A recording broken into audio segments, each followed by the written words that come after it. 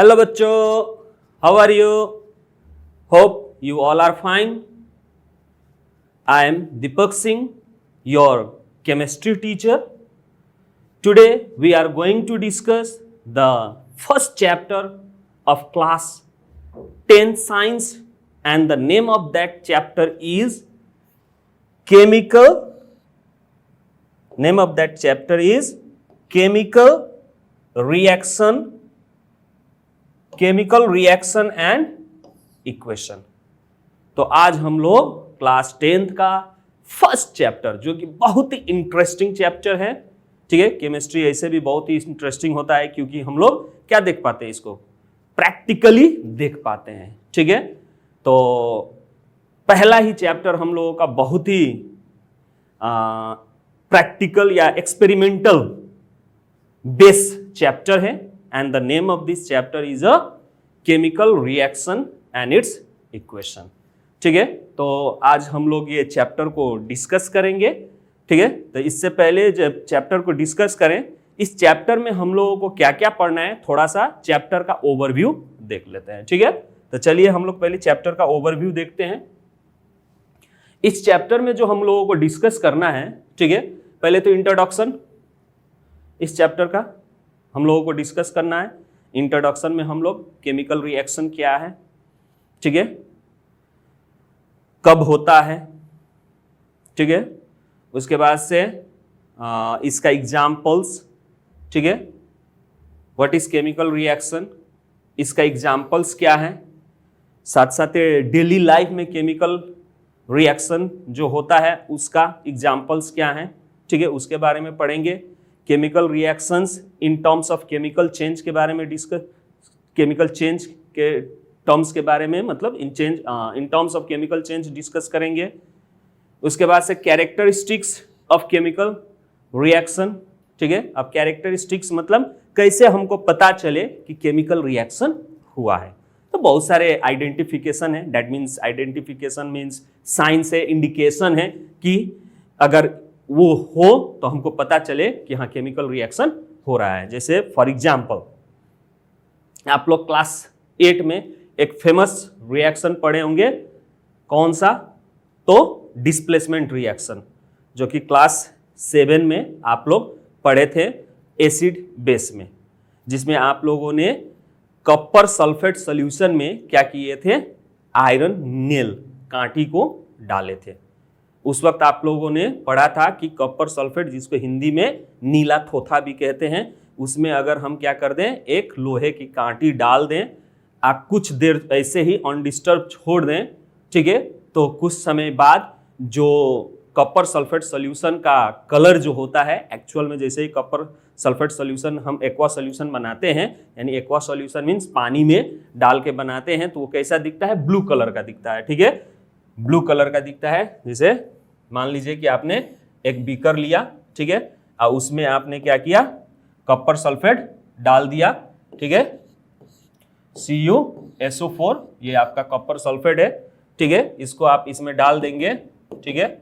वैसे तो इसमें 5 मॉलिक्यूल्स ऑफ वाटर क्रिस्टल भी होता है, जिसके कारण ये ब्लू कलर होता है, ठीक है. इसमें डाल दीजिएगा तो सॉल्यूशन जो होगा आपका क्या हो जाएगा, ब्लू कलर का होगा. अब इस सॉल्यूशन में आप क्या कीजिए, एक नेल, ठीक है, लोहे का नेल डाल दीजिए और इसको कुछ देर के लिए क्या कर दीजिए, ऐसे ही छोड़ दीजिए, ठीक है. आफ्टर सम टाइम आप इसमें क्या ऑब्जर्वेशन पाएंगे कि ये जो ब्लू कलर सॉल्यूशन दिख रहा था, धीरे धीरे धीरे धीरे डिसअपियर हो जाएगा और ये ग्रीनिश सॉल्यूशन में क्या हो जाएगा, चेंज हो जाएगा. और साथ साथ आपको ऑब्जर्वेशन क्या मिलेगा, यहां जो नेल है, इस नेल पे, ठीक है, रेड, थोड़ा थोड़ा रेड लेयर दिखाई देने लगेगा, ठीक है. तो अब यहां पे आपको क्या दिखाई दिया, चेंजेस.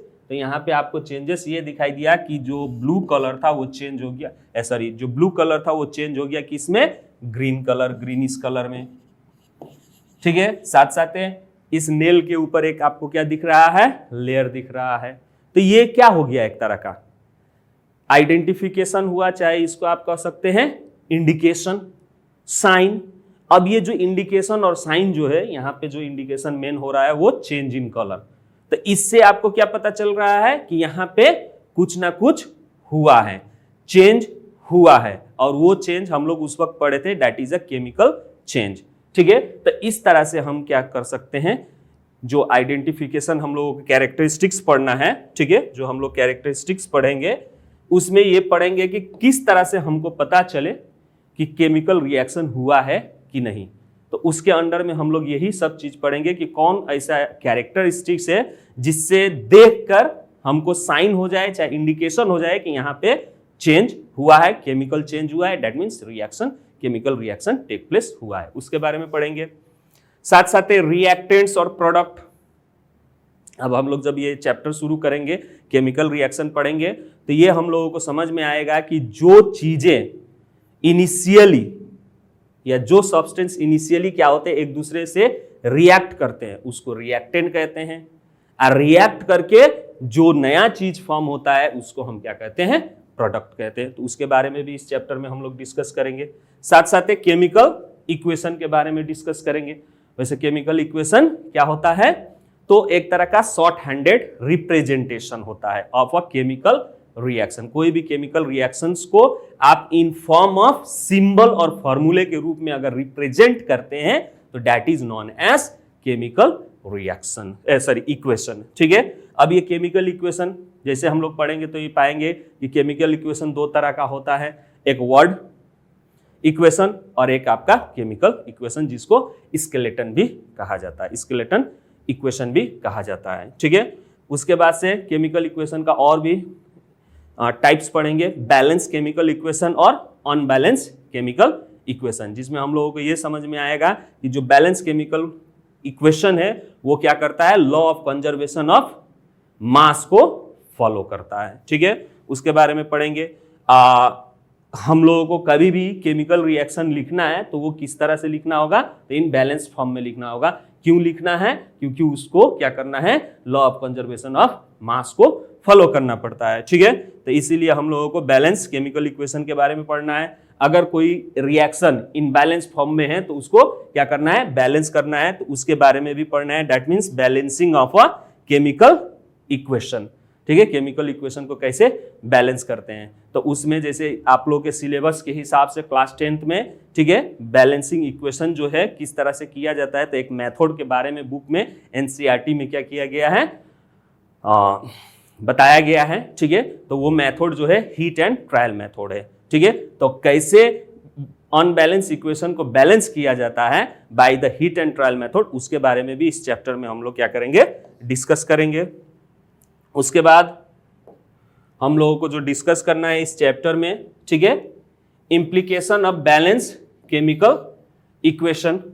ठीक है, साथ साथ हम लोगों को limitation of chemical equation and their removal. अब ये केमिकल इक्वेशन में क्या क्या लिमिटेशन है, ठीक है, और उसके बाद से उसको हम कैसे हटा सकते हैं उसके बारे में भी हम लोग डिस्कस करेंगे, रिमूव कर सकते हैं। जैसे बहुत सारे केमिकल इक्वेशन क्या होते हैं, मोर इंफॉर्मेटिव नहीं होते हैं, तो ये उसका क्या हो गया, लिमिटेशन हो गया। जैसे कोई भी एक एग्जांपल हम दे रहे हैं, ठीक है, जैसे मान लीजिए H2O2 मिलके क्या बना, वाटर बना। ठीक है, H2O2 मिलके क्या बना, वाटर बना। अब ये यहां पे बस यही समझ में आ रहा है कि टू मॉलिक्यूल्स ऑफ, ठीक है, two molecules of hydrogen react with one molecules of oxygen form two molecules of water. ठीक है, ये हम लोगों को समझ में आ रहा है। अगर इन टर्म्स ऑफ मोल बात करें तो यहां पे हम क्या कहेंगे, ठीक है, 2 मोल, ठीक है, 2 mole of oxygen, 2 mole of hydrogen when react with 1 mole of oxygen form 2 mole of water. ठीक है, 2 मोल ऑफ वाटर। यही चीज खाली हम लोगों को समझ में आ रहा है। और in terms of molecular mass कहें, ठीक है, तो 4 gram of hydrogen react with कितना है, 36 ग्राम ऑफ, 36 कह रहे हैं, 32 gram of oxygen produce 36 gram of water. बस यही इंफॉर्मेशन आ रहा है, लेकिन बाकी इंफॉर्मेशन इससे नहीं आ रहा है। जैसे हाइड्रोजन जो है लिक्विड फॉर्म में है, यानी that means state of gas, liquid, solid किस चीज में है, वाटर किस चीज में फॉर्म हो रहा है, ऑक्सीजन किस चीज में। तो इस तरह का क्या नहीं है, इस इक्वेशन से क्या नहीं मिल रहा है, हमको इंफॉर्मेशन नहीं मिल रहा है। तो ये एक तरह का लिमिटेशन हो गया। तो इसी लिमिटेशन को कैसे हम रिमूव करें, ठीक है, और क्या क्या इसमें ऐड कर सकते हैं, ठीक है, तो उसके बारे में हम लोग क्या करेंगे, डिस्कस करेंगे। जैसे और भी कुछ एग्जांपल्स हैं, ठीक है, जैसे बहुत सारे रिएक्शंस जो होते हैं, क्या होते हैं आपके,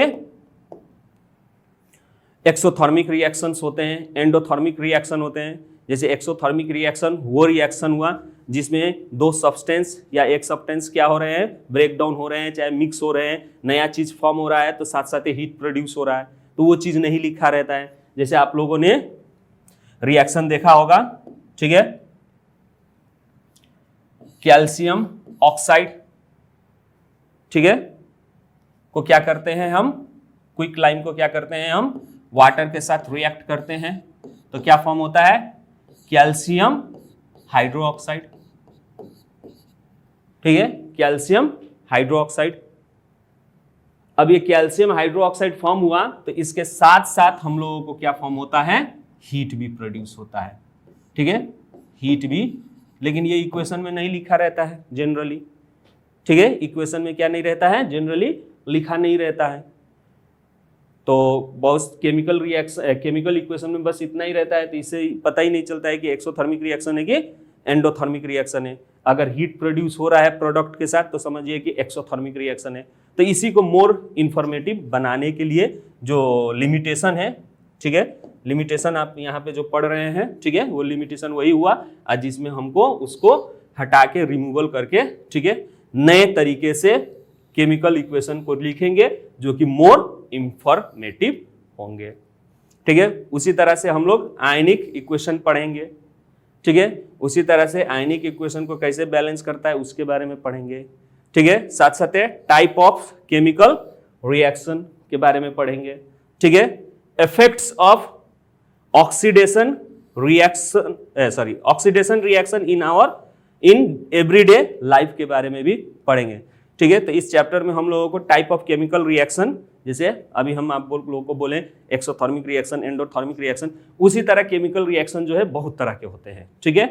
तो बुक में हम लोगों को लगभग 5-6 टाइप्स ऑफ केमिकल रिएक्शन पढ़ने हैं, जिसमें कॉम्बिनेशन रिएक्शन, डिकम्पोजिशन रिएक्शन को भी 3 भाग में बांटा गया है। Thermal decomposition, that means decomposition मतलब ब्रेकडाउन, ठीक है, तो थर्मल डिकम्पोजिशन रिएक्शन। उसके बाद से फोटो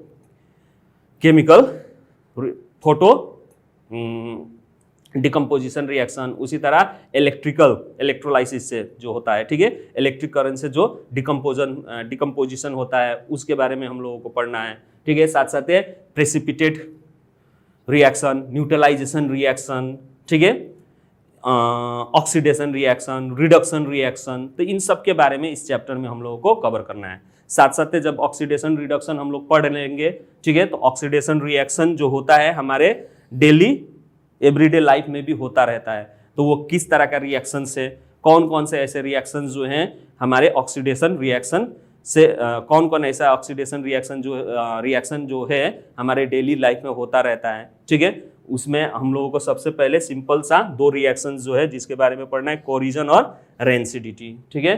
कोरिजन मतलब क्या होना, जैसे रोस्टिंग के बारे में आप लोग सुने होंगे, ठीक है, eating down of the metal, slowly eating down of the metal जिसको हम लोग कहते हैं, ठीक है, कोरिजन, ठीक है। उसके बाद से रेंसिडिटी मतलब क्या होता है आपका, जैसे फूड वोड क्या हो जाना, बैड स्मेल आना, ठीक है, तो फूड जो होता है उसमें क्या होते हैं, ऑयल होते हैं, ठीक है, वो ऑक्सीडाइज हो जाते हैं, ठीक है, ऑक्सीडाइज होके बैड स्मेल आता है, उसी को हम लोग क्या कहते हैं, रेंसिडिटी, ठीक है। तो इस सब चीज के बारे में इस चैप्टर में हम लोगों को क्या करना है, डिस्कस करना है, ठीक है। तो अब ये रहा हम लोगों का ओवरव्यू। अब हम लोग एक एक टॉपिक के बारे में क्या करेंगे, डिस्कस करेंगे। यानी पहला टॉपिक हम लोगों का क्या है, व्हाट इज केमिकल रिएक्शन, ठीक है, व्हाट इज केमिकल रिएक्शन, इसके बारे में हम लोग क्या करेंगे, डिस्कस करेंगे, ठीक है। तो जैसे यहां पे केमिकल रिएक्शन डिस्कस करने से पहले हम लोगों को चेंज के बारे में पढ़ना होगा। चेंज के बारे में जानना होगा, जो कि हम लोग क्लास 6-7 में ही क्या किए हैं, उस चेंज के बारे में पढ़े हैं। जैसे आप लोग सभी को मालूम होगा कि हमारे चारों तरफ कुछ ना कुछ चेंजेस होता रहता है। क्या होता रहता है? हमारे चारों तरफ कुछ ना कुछ चेंजेस होता रहता है, जिसको दो भाग में बांटा गया है। ठीक है, एक फिजिकल चेंज, एक फिजिकल चेंज और दूसरा केमिकल चेंज। केमिकल चेंज, ठीक है, एक फिजिकल चेंज और एक केमिकल चेंज। ये दो भाग में हमारे चारों तरफ जो भी चेंजेस डेली हो रहे हैं उसको बांटा गया है। अब ये फिजिकल चेंज क्या है और केमिकल चेंज क्या है, तो आप लोग पहले से ही पढ़ते आ रहे होंगे, ठीक है, कि फिजिकल चेंज उस तरह के चेंज है जिसमें कोई भी नया चीज नहीं फॉर्म होता है, बस उस सब्सटेंस का स्टेट्स चेंज हो जाते हैं। ठीक है, यानी कहने का मतलब कि उसकी आइडेंटिटी नहीं खोई जाती है, यानी आइडेंटिटी क्या नहीं होता है, लॉस नहीं होता है। उस सब्सटेंस में चेंज आता है लेकिन उसकी आइडेंटिटी क्या नहीं होती है, लॉस नहीं होती है। जैसे फॉर एग्जांपल मान लीजिए पीस ऑफ पेपर, एक पीस ऑफ पेपर है, ठीक है, एक पीस ऑफ पेपर है, इसको फाड़ दीजिए बहुत सारे टुकड़ों में, इसको बहुत सारे टुकड़ों में क्या कर दीजिए, फाड़ दीजिए। तो जो एक टुकड़ा होगा यहां पे आपका क्या हुआ, इसका शेप जो है डिसफॉर्म कर दिया आपने, ठीक है, लेकिन इसकी आइडेंटिटी यानी ये जो पेपर है, क्या ये पेपर से दूसरा कोई चीज बन गया? नहीं। तो यहां पे सिर्फ चेंजेस में क्या आया, आपका पीस, यानी एक बड़ा पीस ऑफ पेपर छोटा छोटा पीस ऑफ पेपर हो गया। ठीक है, चेंज हुआ किसका, तो शेप का। उसी तरह आप लोग कॉमन एग्जांपल देखे होंगे आइस, ठीक है, जैसे हम लोग वाटर को फ्रीज में डाल देते हैं यानी कूल कर देते हैं, तो ये क्या हो जाता है, आइस में चेंज हो जाता है। ठीक है, और ये हम लोग जानते हैं कि आइस का मॉलिक्यूलर फॉर्मूला, जैसे वाटर का आप लोगों ने फॉर्मूला पढ़ा है H2O, ठीक है, उसी तरह आइस का भी अगर हम लोग डिटेक्ट करते हैं, टेस्ट करते हैं केमिकली, तो ये पाया जाता है कि आइस भी क्या होता है, H2O ही होता है, दूसरा कोई चीज नहीं होता है। फिर अब इस वाटर को अगर हम लोग क्या करते हैं, हीट करते हैं, हीटेड करते हैं, तो ये क्या हो जाता है, वेपर में यानी गैस फॉर्म में चेंज हो जाता है। ठीक है, वेपर निकलने लगता है। अब वेपर का भी जब हम लोग केमिकल टेस्ट करते हैं तो उसमें भी ये पाया जाता है कि वो क्या है, सिर्फ H2O ही है। तो अब इससे क्या साबित हो रहा है, इससे ये साबित हो रहा है कि यहां पे स्टेट्स चेंज हो रहे हैं। क्या हो रहे हैं, स्टेट्स आपके चेंज हो रहे हैं। सॉलिड से लिक्विड से सॉलिड हो रहा है, कब, जब इसको हम क्या कर रहे हैं, कूल कर रहे हैं। ठीक है, यानी इसको फ्रीज करवा रहे हैं, तो ये क्या हो जा रहा है, सॉलिडिफाइड हो जा रहा है, आइस में चेंज हो जा रहा है। ठीक है, लेकिन इसकी आइडेंटिटी यानी केमिकल कंपोजिशन जो है H2O वो चेंज नहीं हो रहा है। ठीक है, उसी तरह जब इसको हम हीट कर रहे हैं तो ये जो लिक्विड है उसमें से गैस वेपर बन के निकलने लगता है, वाटर वेपर में चेंज हो जाता है। लेकिन जब उसका वाटर वेपर का भी अगर हम लोग केमिकल कंपोजिशन देखें तो वो केमिकल कंपोजिशन H2O ही होता है। ठीक है, उसमें भी कोई चेंजेस नहीं आता है। दैट मींस वाटर का H2O कूल करने पे आइस बनता है तब भी H2O ही रहता है, हीट करने पे वेपर बनता है तब भी वो क्या रहता है, H2O ही रहता है। इसका मतलब ये हुआ कि यहां पे जो चेंजेस आया तो सिर्फ वो चेंजेस किसमें आया, स्टेट्स ऑफ मैटर। ठीक है, जो कि क्लास 9th में आप लोग पढ़े, स्टेट्स ऑफ मैटर, सॉलिड से लिक्विड से सॉलिड या फिर लिक्विड से गैस। लेकिन उसकी आइडेंटिटी क्या नहीं हुए, चेंज नहीं हुए। इस तरह के चेंजेस को हम लोग क्या कहते हैं, केमिकल चेंज। ठीक है, यानी केमिकल चेंज वो चेंज है जिसमें न्यू सब्सटेंसेस फॉर्म नहीं होता है, और ये चेंजेस परमानेंट भी नहीं होता है, टेम्पररी चेंज होता है। That means they can reverse, एक बार चेंज हो गया तो फिर वो बैक भी हो सकता है। लेकिन साथ साथ हमारे नेचर में चारों तरफ और भी चेंजेस होते हैं जो कि परमानेंट चेंज होते हैं, जो कि उसकी आइडेंटिटी टोटली चेंज होके न्यू हो जाती है। इस तरह का अगर कोई चेंजेस हो रहा है उसको हम लोगों ने क्या पढ़ा था? Chemical change. उसको हम लोगों ने क्या पढ़ा था? Chemical change. जैसे बहुत सारे हमारे चारों तरफ एग्जाम होता है, ठीक है। जैसे हम लोग क्या करते हैं, देखें एक काटी, चाहे लोहे का गेट, ठीक है, कुछ दिन नया लोहे का गेट लगा देते हैं दरवाजे पे, कुछ दिन के बाद अगर उस पे हम लोग क्या नहीं करते हैं, नया लोहे के गेट को हम लोग क्या नहीं करते हैं, पेंट करके नहीं रखते हैं, ठीक है, तो कुछ दिन के बाद उस पे एक तरह सा ब्राउन लेयर छाने लगता है, जिसको हम लोग क्या कहते हैं? रस्ट। क्या कहते हैं? रस्ट। अब ये रस्ट आप लोग फॉर्मूला पढ़े हैं, ठीक है, ये केमिकल कंपोजिशन न्यू सब्सटेंस है। आयरन जो है ऑक्सीजन वाटर के साथ रिएक्ट होके क्या हो जाता है? ऑक्साइड हो जाता है। यानी आयरन जो है, ठीक है, वाटर के साथ रिएक्ट होके क्या बन जाता है? आयरन, ठीक है, oxide. This is the rust, ठीक है, ये फॉर्म करता है। तो ये एक तरह का केमिकल कंपोजिशन, अब ये आयरन की तरह बिहेव नहीं करता है। इसका केमिकल इसका केमिकल टेस्ट करते हैं तो ये एक तरह का ऑक्साइड मिलता है, आयरन का ऑक्साइड फॉर्म मिलता है। उसी तरह आप लोगों ने देखा होगा, ठीक है, मैग्नीशियम क्लास 9th में आप लोग पढ़े थे, 8 में पढ़े थे, ठीक है, मेटल्स में मैग्नीशियम रिबन को हम लोग क्या करते हैं? बर्न करते हैं इन द प्रेजेंस ऑफ ऑक्सीजन, ठीक है, तो व्हाइट डेजलिंग लाइट फॉर्म होता है और साथ साथ एस प्रोड्यूस होता है। किस चीज का? तो मैग्नीशियम ऑक्साइड का। किस चीज का? मैग्नीशियम ऑक्साइड का क्या होता है? एस प्रोड्यूस होता है, ठीक है। अब इस एस का जब हम लोग केमिकल टेस्ट करेंगे, इस एस का जब हम केमिकल टेस्ट करेंगे तो ये पाएंगे कि ना तो मैग्नीशियम की प्रॉपर्टी शो कर रहा है और ना ही ऑक्सीजन की प्रॉपर्टी शो कर रहा है। इसका प्रॉपर्टी टोटली चेंज हो जाता है। दैट मीन्स ये इसका केमिकल कंपोजिशन चेंज हो गया, नया चीज हो गया जो कि मैग्नीशियम ऑक्साइड कहलाता है, ठीक है। तो इस तरह के बहुत सारे हम लोग हमारे आसपास चीजें दिखाई देता है, ठीक है, इस तरह के बहुत सारे आसपास चीजें दिखाई देता है। जैसे आपने एक और रिएक्शन, कॉमन रिएक्शन आप लोगों ने पढ़ा होगा क्लास 7 में, एसिड बेस में, ठीक है, जिसमें आप लोगों ने HCl hydrochloric acid plus sodium hydroxide, ये एक तरह का क्या है? बेस है। बेस है। ये आपका क्या है? एसिड है। एसिड है। जब ये रिएक्ट होता है तो क्या फॉर्म होता है?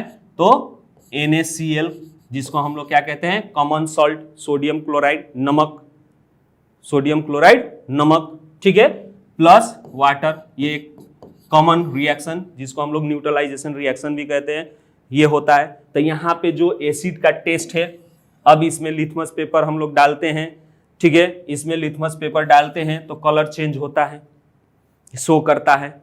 लेकिन अगर पीएच पेपर ही डालें, छोड़िए लिथमस पेपर छोड़ दीजिए, पीएच पेपर डालें, पीएच पेपर एसिड में डालते हैं, ठीक है, तो इसका अगर कलर क्या होगा? एसिड में डालते हैं तो कलर क्या होता है पीएच पेपर का?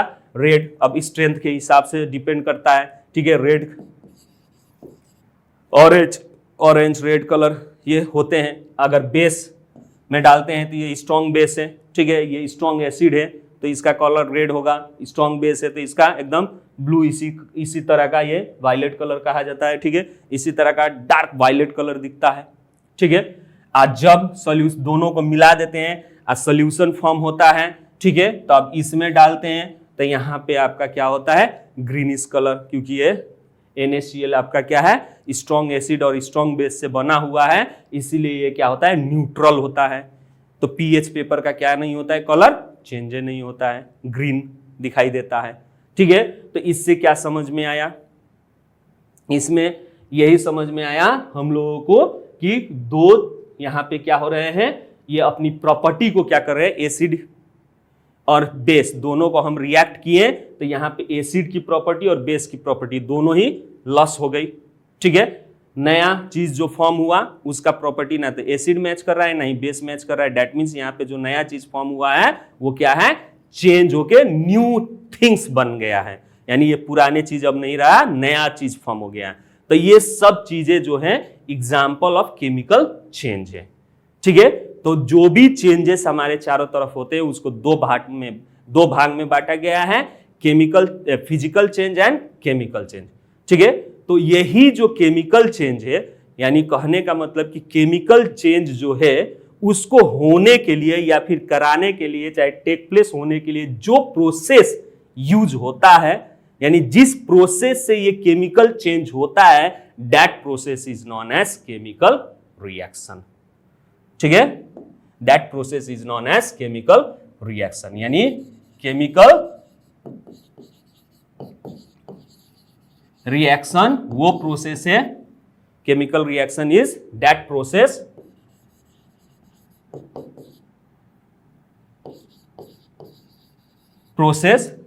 by which with the chemical reaction is that process, ठीक है, by which or by help of which chemical change take place, chemical change take place।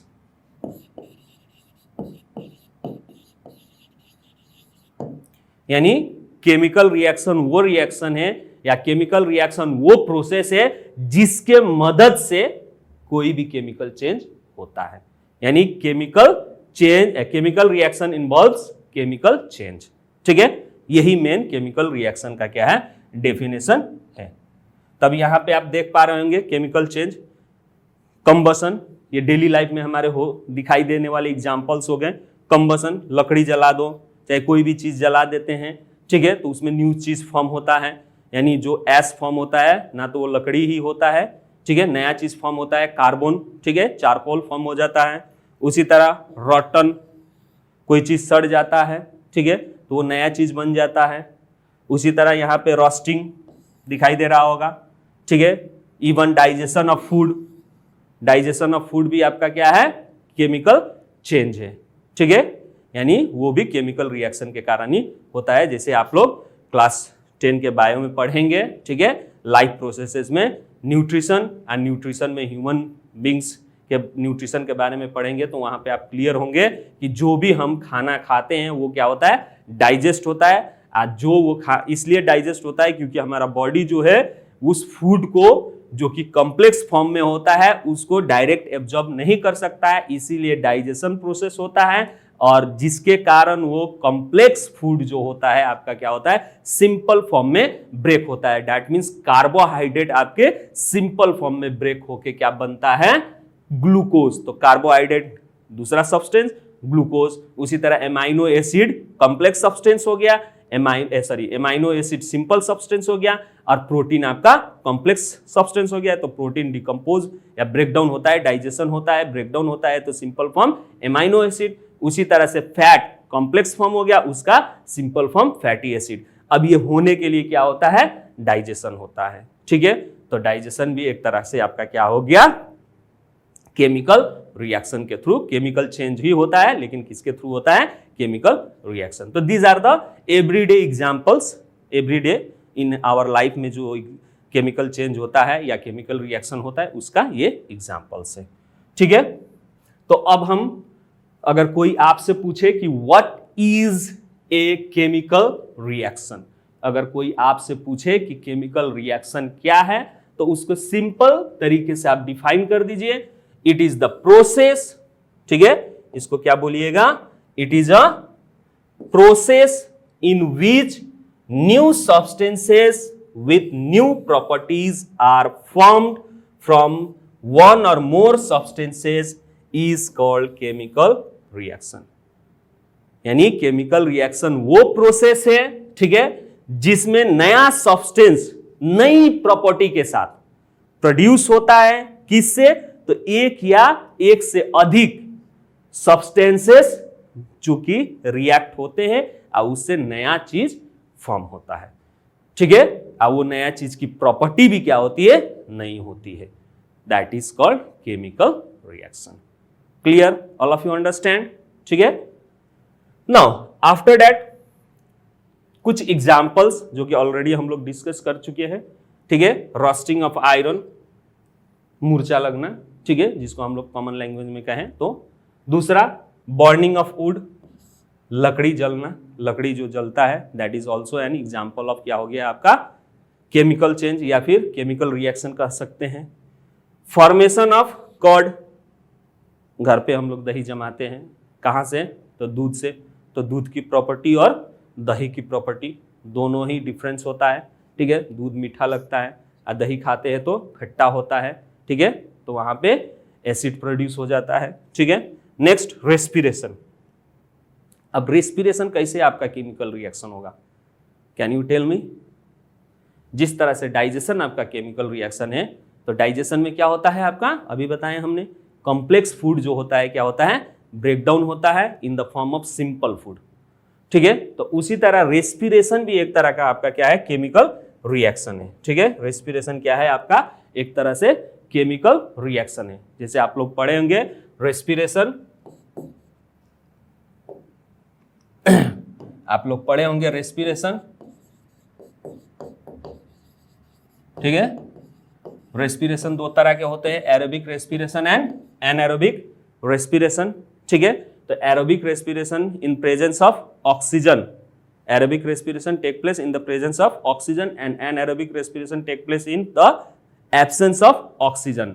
Actual में रेस्पिरेशन मतलब क्या होता है? ब्रेकडाउन ऑफ ग्लूकोज, या फिर सिंपल फूड हम लोग कहते हैं, ब्रेकडाउन ऑफ फूड, जिसका फॉर्मूला ग्लूकोज यानी C6H12O6, इसका ब्रेकडाउन होता है, जो कि इक्वेशन आप लोग के बुक में ज्यादातर पाया जाता है, ठीक है। C6H12O6 in the presence of oxygen क्या होता है? ब्रेकडाउन होता है। ये भी मालूम होगा कि ये कैसे ब्रेकडाउन होता है, तो दो पार्ट में, ठीक है। ये 6 कार्बन मॉलिक्यूल्स पहले 3 कार्बन मॉलिक्यूल्स में इन द साइटोप्लाज्म क्या होता है? ब्रेकडाउन होता है।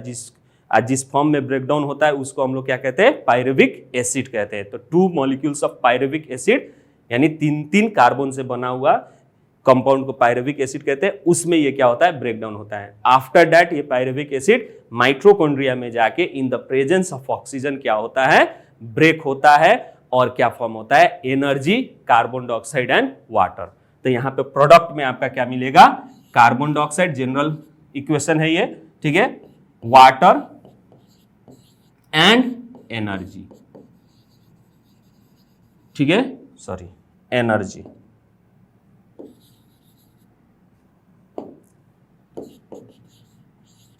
ठीक है। क्या फॉर्म होगा? एनर्जी। यानी रेस्पिरेशन में क्या होता है? ग्लूकोज, ठीक है, ग्लूकोज। रेस्पिरेशन में क्या होता है? ग्लूकोज यानी food, food in the presence of oxygen क्या होते हैं? ब्रेकडाउन होते हैं, ठीक है। तो यहां पे देखिए ये आपके ग्लूकोज हो गया, ये जब ऑक्सीजन के साथ रिएक्ट हो रहा है विद इन दिस सेल, ठीक है, क्या फॉर्म कर रहा है? नया चीज, कार्बन डाइऑक्साइड, जो कि बाद में हम लोग जब एक्सहेल करते हैं, ठीक है, जब इनहेल करते हैं तो ये ऑक्सीजन जाता है, ठीक है, ब्लड के थ्रू मिक्स होके हेमोग्लोबिन कैरी करके उसको सेल तक पहुंचाता है, जो कि ऑलरेडी ये ग्लूकोज जहां पे वहां जाके ये रिएक्ट होता है और कार्बन डाइऑक्साइड फॉर्म होता है, ठीक है।